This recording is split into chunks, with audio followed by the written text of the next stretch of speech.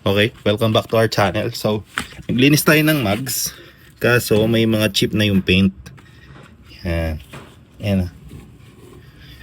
So, i-repair natin yung paint niya. Kasi black lang naman. Ayan o, marumi na.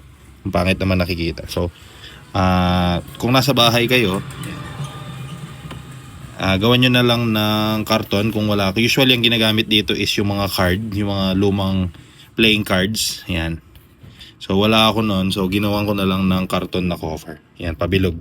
Para hindi malagyan yung rubber nyo. Yan, paikot yan. Tapos ginunting lang natin siya from yung Momo na box. Tapos paper, siyempre para safe na hindi malagyan yung paint. Yan, tapos i-repair natin lang yung paint. So hindi siya ganun kagastos kasi yung ginunting mo lang na karton, literal na masking tape gunting, and Boss Ni na spray paint na can natira. Tapos pipaint na natin siya. Ipakikita ko yung before and after. So yan yung before. Yan.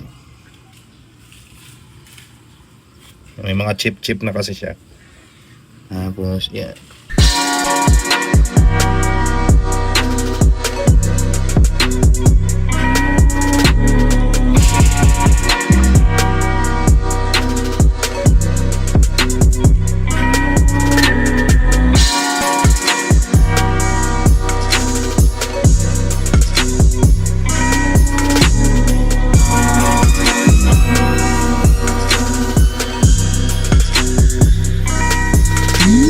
So, yan yung ating pinaka after or finished product. I know na kung prepare ng maayos, mas maganda pa yung lalabas. Like, for example, tinanggal ko siya sa kotse or sinand.